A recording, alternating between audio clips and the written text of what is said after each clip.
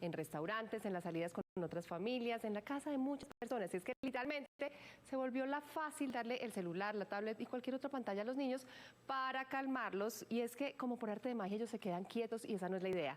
Papás, mamás, cuidadores deben cumplir con su función y por eso vamos a hablar de límites con el pediatra Juan David Albarracín. Doctor Albarracín, doctora Fernanda, ¿cómo está? Muchas gracias.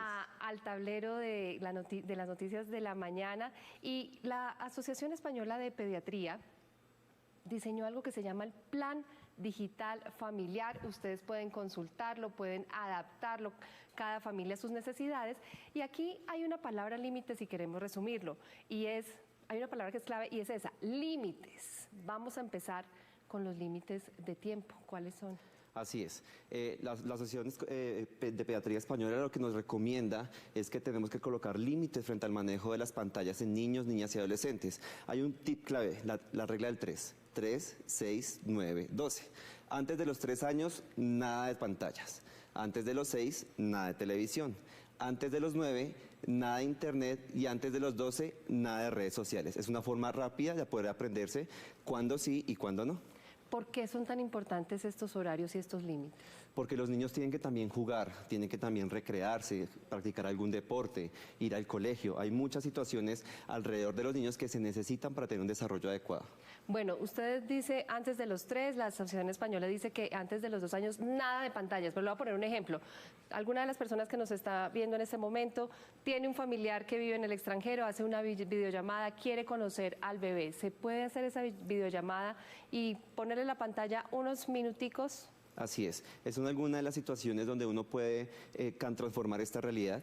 Es importante para los niños socializar con sus familias, así que se puede tener videollamadas con familiares, abuelos, primos, tíos que estén lejanos. Eso sí, esas llamadas deben ser cortas, los niños se van a distraer muy rápido y se puede aprovechar para hacer otras actividades, leer, jugar con los niños a través de las pantallas y ya luego que el niño vuelva a sus actividades cotidianas. Además, porque la videollamada no tiene todo el estímulo visual ni auditivo que tiene, por ejemplo, otras plataformas digitales. ¿Qué pasa con las tareas? Entonces, por ejemplo, hablemos de los de 3 a 5 años que dicen menos de 1 hora al día o a partir de los 5 menos de 2 horas. Estas 2 horas, ¿qué pasa? ¿Se dividen entre tareas y actividades lúdicas o puede ser uno más flexible? Porque la pandemia nos dejó toda esta virtualidad en la que los niños incluso se reúnen con sus compañeritos del colegio a través de las pantallas. En efecto, la tecnología llegó para quedarse y a los pediatras nos tocó comenzar a cambiar muchos pensamientos que teníamos en torno a las pantallas y estas horas de los niños de a partir de los 5 años se deben tratar de compartir con las actividades escolares y obviamente podemos ser un poquito más flexibles y permitirles estar un poco más de tiempo en las pantallas. Sin embargo, para esta edad sí que es importante la actividad física, practicar un deporte, salir al aire libre, así que hay que dejar de un lado las pantallas y también dedicarle tiempo a otros tipos de actividades. Bueno, entonces ya lo saben, dentro de ese plan digital familiar, lo primero, límites de tiempo, pero no es lo único. Vamos con los límites de lugar y esto que ellos han denominado lo que todos deberíamos tener en nuestras casas, las zonas libres de pantalla. ¿Cuáles son? Hay 2 zonas importantísimas. Esta que ven en pantalla, que es la habitación. Ningún niño y ningún adulto debería tener contacto con pantallas en al menos 2 horas antes de acostarse a dormir. Y otro súper importante, alrededor de la comida. En el comedor no debe haber celulares, no debe haber tablets, no debe estar prendido el televisor, no debe haber computadores, nada que distraiga el momento de la alimentación. La alimentación es el momento de comer. De acuerdo, entonces comedor libre de pantallas, habitación libre de pantallas, el baño, tampoco es recomendable que lleven el celular al baño. En efecto, el baño es un signo de alarma. Cuando los niños se encierran o los adolescentes se encierran en el baño a estar en el celular, puede ser un indicio de que estemos ante un trastorno de consumo inadecuado de tecnología. Y también actividades como jugar deben estar lejos del celular. Sigamos con la tercera parte, límites de tiempo, de lugar. Vamos ahora con los límites de contenido y aquí el acompañamiento, papás y cuidadores es esencial. Sí, el acompañamiento debe ser permanente en niños, niñas y adolescentes. Ninguna edad se debe dejar al libre albedrío de que los niños adquieran información libre sin ningún tipo de supervisión. En los más pequeños se recomienda contenido educativo, cuentos, canciones, cosas que los estimulen auditiva y visualmente.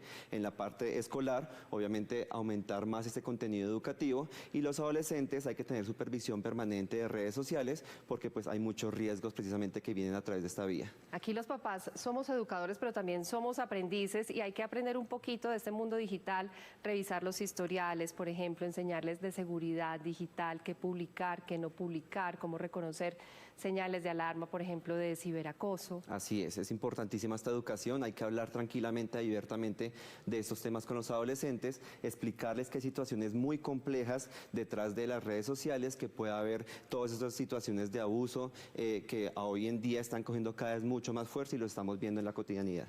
Acompañamiento es la clave. Quiero preguntarle por algo muy frecuente y son las pataletas. Las tabletas y los celulares se convirtieron como, algunos lo han llamado, ese chupete emocional para calmarlos rápidamente. ¿Qué le recomienda usted a los papás? Definitivamente las pataletas no hay que cambiar, hay que controlarlas con la tecnología. La pataleta hace parte del aprendizaje del ser humano para controlar las emociones. La pataleta es importante en los niños, hay que permitir que ellos vivan la pataleta y que entiendan que no siempre van a lograr lo que quieren. Definitivamente no hay que darles televisores, ni tablets, ni la película favorita, ni el celular para calmarlos. Hay que dejar que el niño se calme solo y luego con él dialogar y explicarle la importancia de lo que está sucediendo en su momento y que no puede obtener siempre lo que él quiere. Hay que pasar la vergüenza, sentarse con los niños, pasar la pataleta, pero no para salir rápido del tema, entregarles el celular.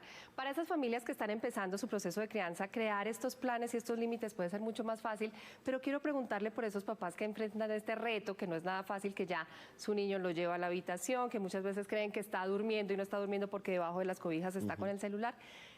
Si ellos no tienen estas rutinas todavía, ¿cómo empezar a crear estos hábitos? Sí, es importante que los papás detecten estas situaciones de riesgo, estas alteraciones comportamentales de los niños y adolescentes y comenzar a establecer progresivamente normas. Digamos, la primera y segunda semana se suspende el celular antes de dormir, solamente esa regla por ahora, luego cuando pase ese periodo de tiempo y el adolescente o el niño cumpla, entonces ahí sí pasar a quitar el celular, por ejemplo, en el momento de la comida y así de forma progresiva para que no sea un choque tan grande para ellos. Poco a poco. Aquí yo quiero hacer énfasis en algo. Esto dice plan digital familiar. Así es. No dice infantil o exclusivo para los niños. ¿Por qué debe ser familiar? Todos los niños y adolescentes aprenden por imitación. Si nosotros como adultos no manejamos las redes sociales, los celulares de forma adecuada, los niños van a comportarse exactamente igual que nosotros. Por eso el plan debe ser familiar. Para todos los de la familia deben cumplir exactamente las mismas normas y las mismas reglas. Y educar con el ejemplo, porque Así una es. cosa a veces es lo que dicen los papás y esto aplica no solamente para el uso de las pantallas, sino también para el consumo de vegetales y para otro tipo de hábitos saludables. Una cosa, no espere una cosa distinta de su hijo si usted no le está mostrando lo que realmente se debe hacer. Bueno, nosotros madrugamos hoy a echar lápiz y esto no es como dicen algunas mamás por molestar. Todo esto que hemos venido hablando de los límites tiene una razón de ser, está documentado, hay evidencia científica y es proteger a nuestros niños de riesgos en el corto, en el mediano y en el largo plazo. ¿De qué riesgos estamos hablando cuando se hace uso inapropiado de las pantallas? Bueno, eso va a depender mucho de la edad de los niños, pero en efecto tenemos un listado grande de posibles consecuencias a nivel físico, problemas de postura, dolor de cuello, problemas visuales, problemas auditivos, el desarrollo de enfermedad mental, ansiedad, depresión, comportamientos de riesgo que pueden poner en riesgo la vida de los niños, lo mismo que alteraciones emocionales, y quiero hacer énfasis en la última, en las complicaciones de seguridad.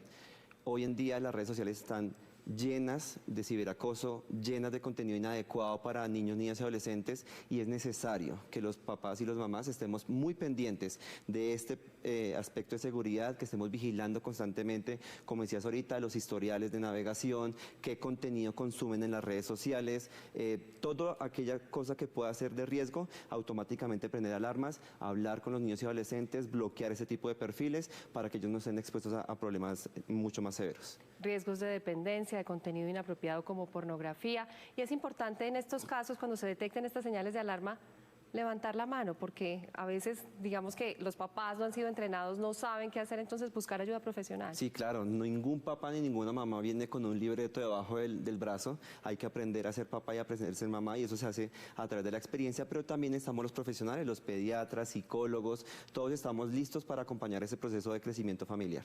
Y precisamente quiero a propósito de estos riesgos dejarles una frase que dijo la directora de la Agencia Española de Protección de Datos y es que entregarle un celular o una pantalla a un niño menor de 9 años sin límites es como entregarles un Ferrari a 200 kilómetros por hora sin frenos y sin licencia de conducción. Entonces, para que calculen, creo que la analogía lo dice todo. Última pregunta, doctor Albarracín. ¿Qué dice la ciencia sobre la recomendación de la edad para que un niño tenga su propio celular? Se recomienda que ya sea en la adolescencia, por encima de los 12 años, ojalá por encima de los 14 años, para disminuir esta cantidad de riesgos que estábamos viendo. Igual, así sean adolescentes, se debe tener control sobre el contenido que usan en los celulares y tener siempre las reglas que acabas de mencionar, que lo mejor que uno puede hacer en crianza es colocar límites claros y límites y reglas claras. Bueno, doctor Albarracín, muchísimas gracias. Ha sido muy generoso con su tiempo, venir, madrugar a echar lápiz, además un tema clave. Además, hay que hacerlo ya, el momento es ahora, no dejemos pasar más. Así es, doctora Fernanda, muchas gracias por la invitación y recordemos que todo aquello que hagamos en este momento por los niños lo vamos a agradecer cuando sean adolescentes. Bueno, lo esperamos en una próxima oportunidad.